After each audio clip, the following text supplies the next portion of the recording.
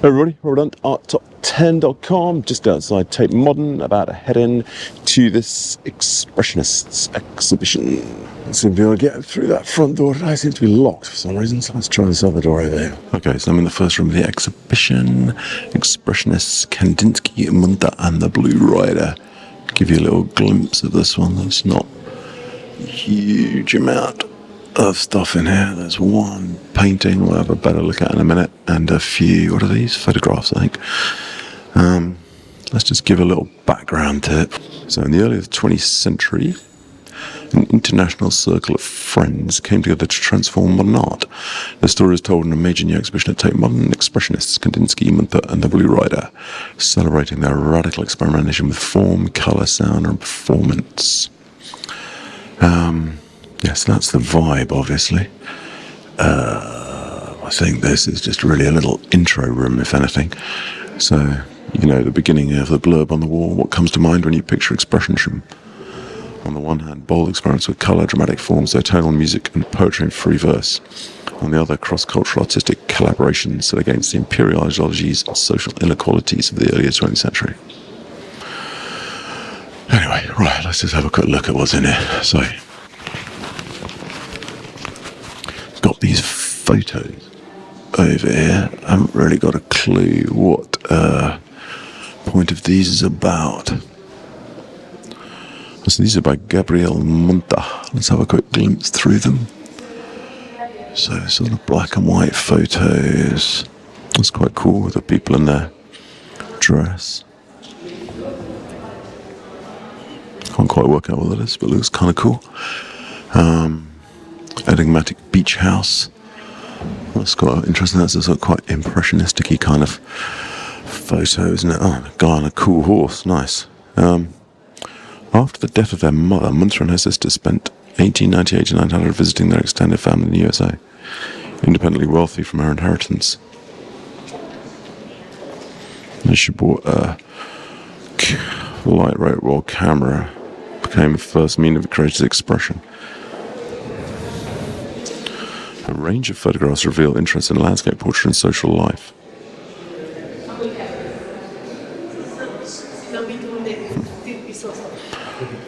She reflects on social subjects including gender, racial tension in the southern USA and economic inequalities.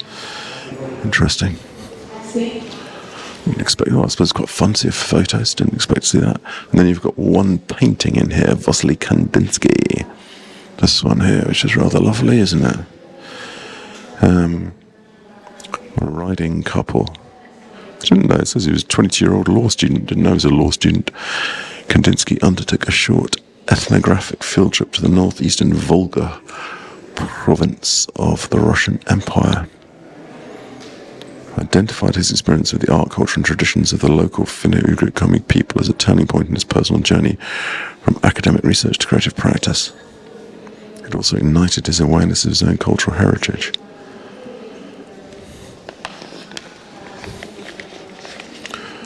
Well, it's a nice picture, good colours. Actually, I haven't really got a clue what's going on in this first room. Absolutely no idea what's going on. Oh, the exhibition starts. The Blue Riders collective core couple, Kandinsky and Gabriele Münter. We then follow like-minded artists from Eastern and Western Europe and the USA as they connect in Munich, engaging collaborative work. Exploring the key concerns at the heart of their creative experimentation.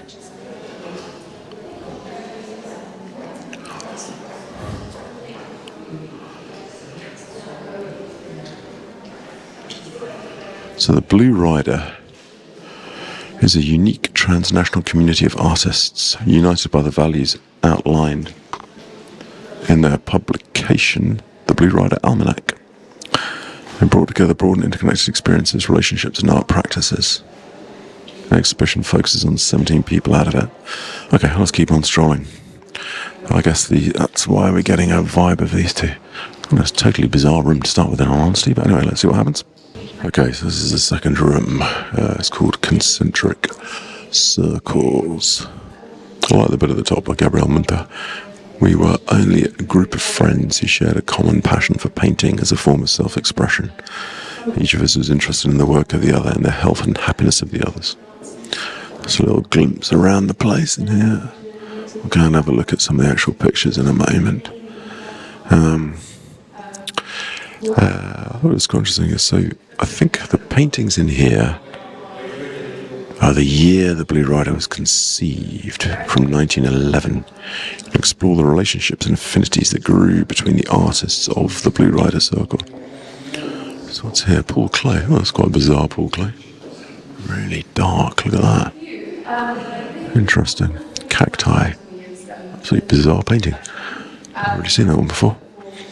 That's a Robert Delaunay painting over there. Always like this one. Look at these. I love these. That's more cubisty, really, I'd say. Windows open simultaneously. Really nice. Love that cubisty vibe to it. Lionel Fenninger. I'm not going to look on everyone for hours. Oh, here we go. First, Gabriele Münter. Quite nice and bold and straightforward, aren't they? Another Gabriele Münter. And another Gabriele Münter. I like this one. With the person. It's quite straightforward, vibrant. Actually, I rather like these. They're simple, straightforward, bold. They have a sort of element of humanity to them, which I like. And yet at the same time, they're kind of arty and painted. What's that actually done on? Yeah, oil paint on card. Quite like it when they're on card. I was quite into these paintings. Quite like the Münther ones. Portrait of Joalensky. Münther recalled they, Kandinsky, Joalensky and Paul Klee were constantly arguing about art, and each of them first had his own ideas and his own style. My 1908 portrait entitled Listening actually represents Joalensky with an expression of puzzled astonishment on his chubby face, listening to Kandinsky's new theories of art. Interesting.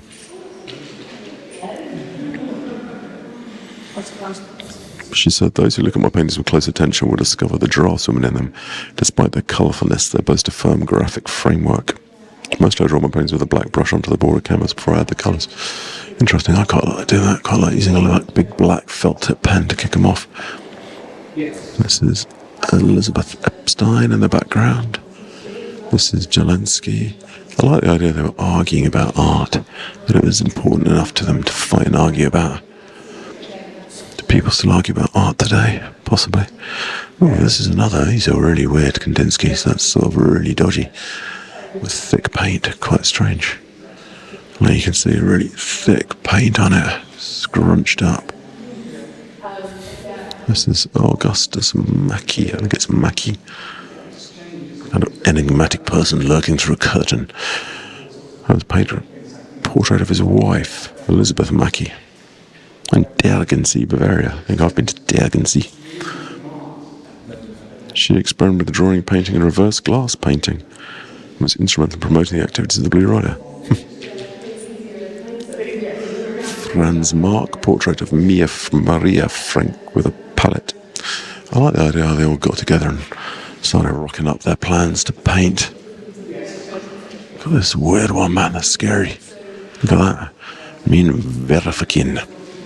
Marianne Verafkin, self-portrait. Kind of frightening self-portrait, that. But I suppose you've got a sort of, maybe I'm messing up my dates and stuff, but you've got a bit of a vibe of like, the Fauves as well, kind of super aggressive, crazy colour. Painted, adorned in a distinctive crimson hat, she stares defiantly at the viewer. Wladimir Burliuk. Okay, so I'm still not quite sure what is the actual sort of vibe I'm getting off the whole of this thing so far. Oh, there's a lovely dog over there. That beautiful dog. I don't know. Interesting. This room so far, I can't quite get the group of them being together as a group yet. I'm sure we'll get more of that as we go along. But I really do like those Münther paintings. I love that simplicity of those things and the sort of humanity in them. Anyway, let's keep rolling on. Okay, so we're in room 3, Journey to Tunisia it's called. This is Münther's Tunisian photographs taken during her and Kandinsky's trip to North Africa in December 1904.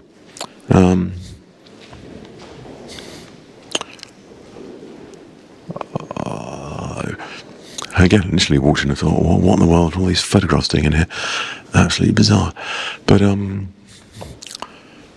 quite like the idea. I mean, I did like her paintings in the other room rather a lot, actually. I quite like the idea. She was just using these, she was just gathering, maybe not even stuff she'd actually turn into a painting, but just sort of gathering thoughts together with the camera. Quite like that idea that you're sort of collecting all this stuff.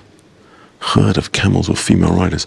I think a blurb on the wall also goes on about how, it's showing women in different ways, street scene with women in traditional and men in European dress, trying to show people not as sort of odalisques as they would be normally in Oriental pictures. I suppose like Matisse would have had them. Probably messing my dates up again, as I'm not sure Matisse is before or after these things. But yeah, so she's trying to counter the Orientalist trope of women as odalisques, sexualized depictions of enslaved women. These things, right, force-fed into an exhibition these days, but whether that is happening or not, I don't know, but I suppose it is to a degree. Whether she was proactively thinking that was what she was doing, I don't know. Maybe she was. Maybe it doesn't really matter. Anyway, either way, they're quite interesting, these photographs, and I do rather like the way they feed into the rest of the exhibition, which I actually think is genuinely quite interesting. So let's stroll on to this next one. Okay, so this room is called Performing Gender. So it goes on about, traditionally theatre and performance offers safe environments for the exploration of sexuality and gender. Performance could switch gender and power roles and engage with transgressive themes. So that seems to be the vibe of this room. So I guess it's more like, even back then you didn't need to say if you were a man or a woman, as it were, I guess. Oh, this is Scharoff. You entranced audiences, groundbreaking free movement performances, radically disrupting gender norms by performing in women's or gender fluid outfits. So that's the kind of vibe of this room. So obviously it's fitting into today's gender politics, which is, neither good nor bad. I never really get into paintings like this. The skaters, just all these people skating around, they're kind of weird. A bit like weird dreams, I suppose. Figures depicted as shadows skating under the moonlight. A dynamic choreography of body movements surrounded by a turquoise outline. Never really, that's not kind of like fully my vibe of stuff there. But I mean, you shouldn't just, when I say fully my vibe, I find it's a weird mixture, that painting of trippy dream and colour and I suppose I'm attracted to things that are more intellectually discussing the painting surface, maybe. Another Marianne Verefkin, just flipping through these things. I think these are just really trying to show that theatre was a part of what happened. What is actually genuinely quite interesting about this room is how Verefkin herself, as it tells you on the wall over here, I think it was her, her privileged upbringing and financial independence allowed her to assume a position of power, acting as a patron supporter of the arts.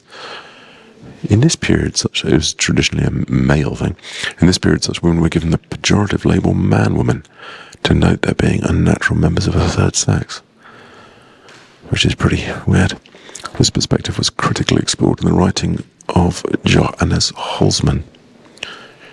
Verefkin herself stated, "I'm not a man, I'm not a woman, I am I."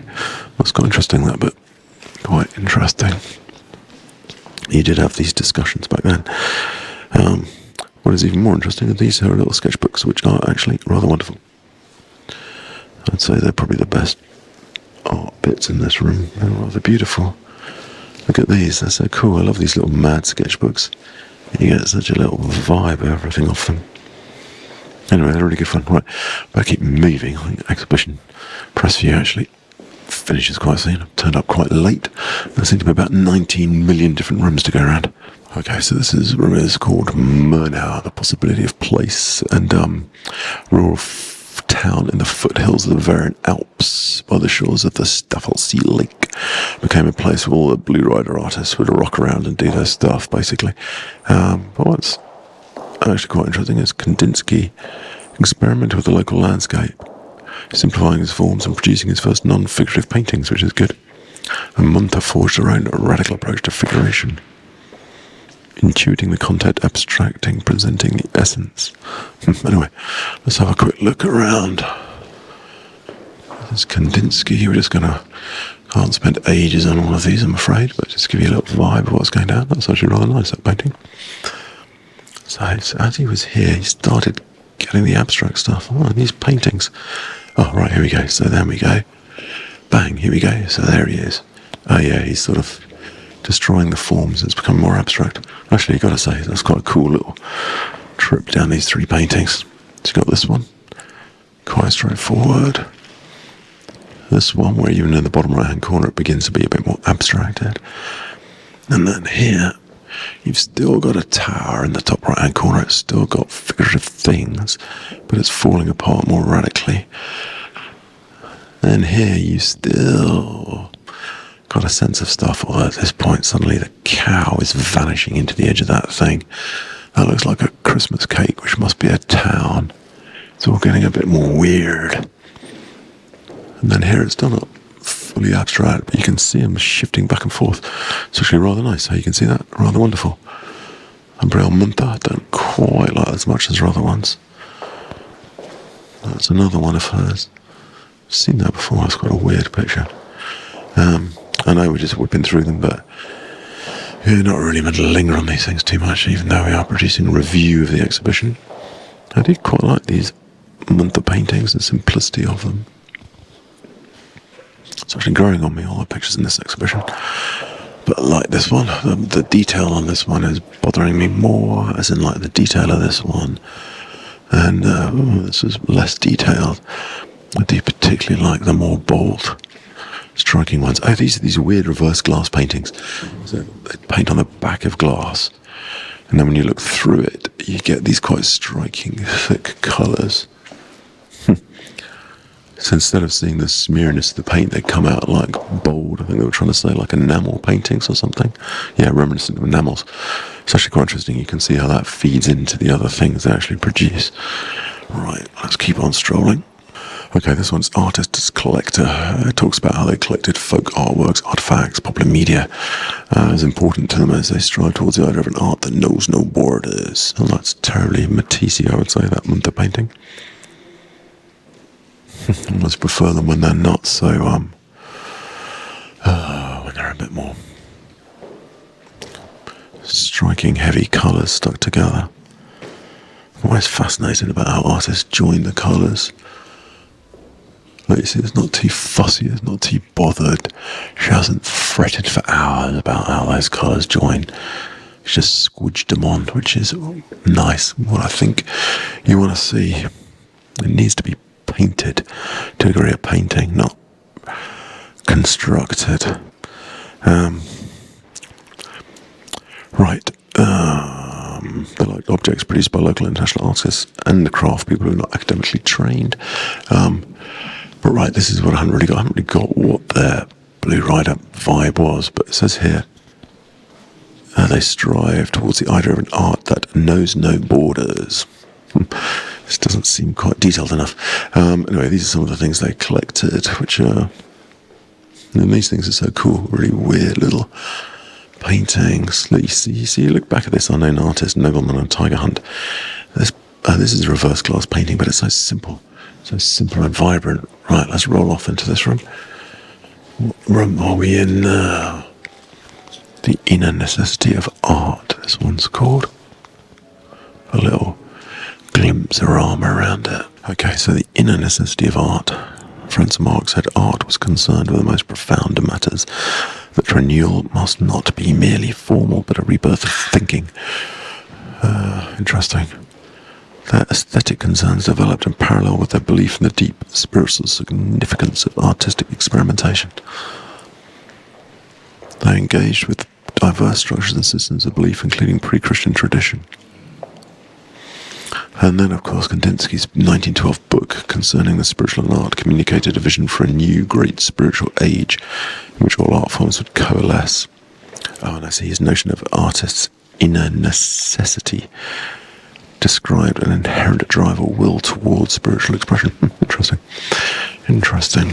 It's still hard to really pin down what the whole Blue Rider vibe was, I would say. Anyway, let's grab a look at these pictures. Franck-Marc. Those animal paintings present a spiritual connection between humanity and nature. Nice. In the Rain, this one's cool. It's actually a pretty cool painting. Still feels very cubisty to me as everything's smashed to pieces with those lines. Look at that wonderful tiger. He's good, isn't he? Nice. It's a bit worried we're going to be kicked out as this thing's going to shut soon, so I'm speeding up a bit. Franz-Marc. Oh, Wassily Kandinsky. Oh, that's interesting.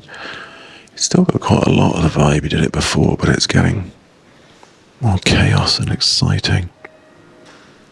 This is charged with eschatological meaning and religious ideas exploring the end of humankind. He aspired to awaken this capacity for experience of spiritual and material and an abstract phenomenon, which will be indispensable in the future, making unlimited kinds of experience possible. I like the way that they were thinking outside the boundaries of painting. Painting was merely a sort of thing in their spiritual progression, potentially. Getting more abstract-y. You see, almost when he gets more abstract like this, even though these are like the more famous Kandinskys, I think to a degree I actually prefer the other ones when they're a bit more kind of midway. Oh yeah, a little close-up of that there. And another one, yeah, you see, then you've got these weird shapes and circles. I would say I still actually prefer. I like the ones when they're halfway there. Ones are just really weird. That's a totally different Kandinsky. Fantastic dog down here. Look at you. What a beautiful little dog.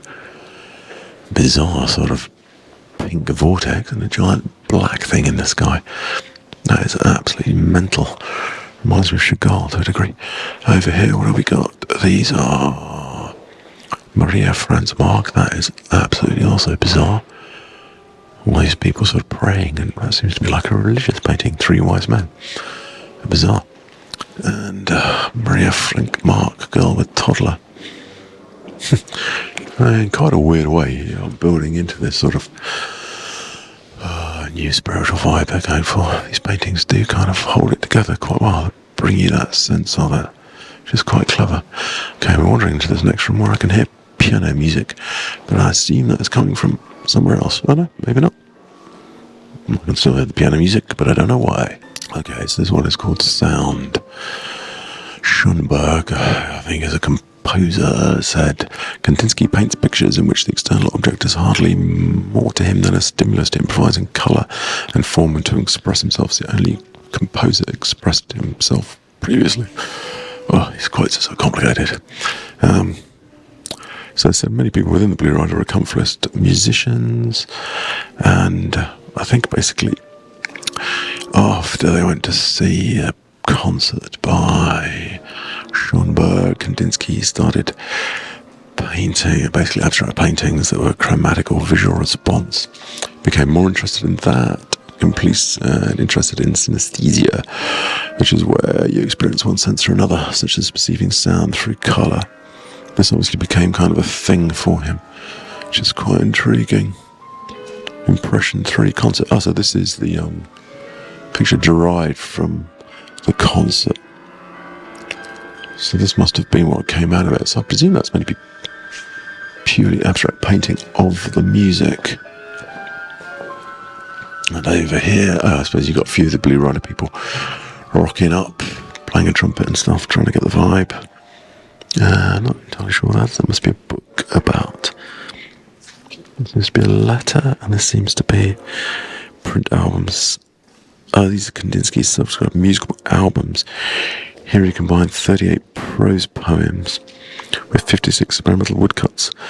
A small example of synthetic work, by which I'm assuming he means work that is both sort of talks to sound. to give you a few glimpses of this book. It's quite fun on this big screen.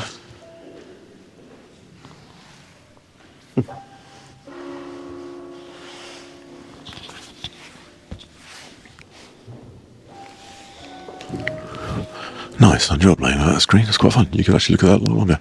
Colour is the next room. Okay, so colour. The Blue Rider's artist's interest in the relationship between sound and colour was underpinned by scientific investigations, in particular the book Johann Wolfgang von Goethe's work on the psychological impact of colours, published his Theory of Colours in 1810. So I think this is the Johann Wolfgang von Goethe, scientist, writer, statesman, scientist, and poet. Investigated the psychology of colour perception. Oh, Goethe, yeah, interesting. And you've got quite a lot of these other colour things. So colour, weirdly enough, there's not much to actually look at in this room. But Franck-Marc, only the prism has become indispensable to me. Nearly every painting requires an alteration of its use. Sometimes it appears non-impossible. It serves the purpose of checking adjacent colours for their purity. I think the thing is what I am getting out of the exhibition, whipping through it quite quickly, is they were really looking to sort of get deeper into the world, find out more, be more blown away, be more, understand more, live more, feel more. Okay, 5 minutes to go, guys. And you really get that sense of striving, and the paintings, I guess, are imbued with this sense of moving forward. So I think this is probably a prism you could look through. I have no idea if you will see anything through here at all, but we'll stick the GoPro up and see what happens. What happens if I actually look through it? Oh, I can't look through it, put my hat in the way. I see it just messes up and breaks all the colours around, and it looks like photo over here. I'm not entirely sure. Oh, it's a bit like having sort of weird, trippy experiments with the stuff. Anyway, look, we're going to pound on as the thing finishes in a couple of minutes. Right, what's this from? Okay, rushing a bit, so I'm not quite sure what's going on. Blue Rider Project. The collective rallied around their programmatic publication, their book. Seems to be also a couple of exhibitions. Anyway, let's just show you some of the pictures. Oh, that's a cool Delaunay painting. Much prefer that to his abstracts, actually. Got a really weird sense of seeing like somewhere like Paris from a drone. Right, that one's just a bit basic. Münther, I liked her earlier Münthers much more than that one. Another Münther. These, I like them when they were more blocky. These are getting more sort of painterly. That's one of those famous Franz-Marc pictures, which is, well, just a great painting, isn't it, with the crazy cows hopping about. Franz-Marc, just giving you a glimpse of everything. Yes, I know I'm moving too fast. Gabriele Münter, that's quite cool, I like that one. I like that really nice sort of background. Lovely background colour, bit Cézanne in the way that's gone on. Actually rather quite a nice painting. She's got sort of flatness, but moving around. That's probably like a classic Kandinsky thing that people think of here. What's over here? Oh, that's a really good Paul Klee. I haven't seen that one before. With those really kind of reduced colours and crazy rolled up vibe. Kandinsky. Albert Bloch, haven't heard of him before. Verfkin. These are the Münthers I kind of prefer. I like these ones more, really. That's cool.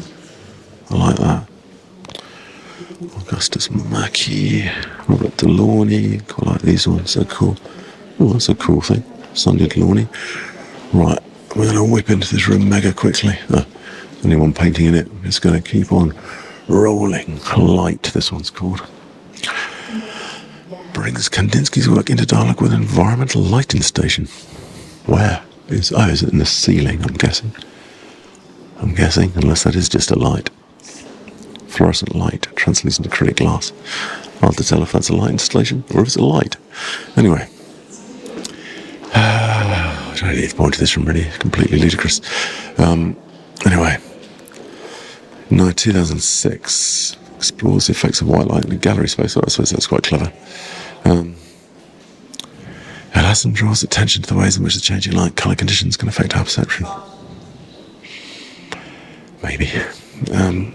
Anyway, then you got Kandinsky's painting, Improvisation Gorge. wish they'd tell us more about the painting than the light installation. Let's kind of have a little look at this painting, which is quite fun though. It's got a kind of nice, crazy vibe to it. That's quite fun, isn't it? Weird. Still sort of semi-real. They got like flowing water and stuff galloping around. Interesting. Okay. Well, that's it. Ooh, sorry about rushing through the last bit, but we got a bit shifty to finish it off. Anyway, actually really good exhibition. I'll actually come back and look through this a lot slower. Lots and lots of things to be interested in. I think especially their Blue Rider aesthetic does come across as something that really formed the way they produce paintings, and probably it's that kind of depth of information to how you create something that makes something special these days. I guess you get the feeling that people just never bother to really, think about anything. Just pound stuff out, go for it recklessly. Or, any minor theory is regarded as something extraordinary, as opposed to really digging. But these guys were really digging, trying to live in new ways. And I think that is probably why the paintings are so good and so enigmatic and something you really want to come back to. So, anyway, there you go. I've enjoyed it. I think it was a really good exhibition. So I was a bit rushed. Anyway, I would definitely come and see this. So, as ever, auf Wiedersehen, et Arafis, bye-bye. Don't forget to subscribe to my other channel, Travel Dog, for fun films about food and travel. And don't forget to subscribe to arttop10.com for more art reviews like this and interviews with artists. So, as I said before, auf Wiedersehen, et Arafis, bye-bye. Just can't resist popping a little bit at the shop. I don't know where I'm going to stick this in, probably before the end of the show. But look, you've got so many things in here. Vintage posters, books got nice. Posters, books. What is that? Salted caramel biscuits. Water bottle. Espresso cups. Mug. Tea tray.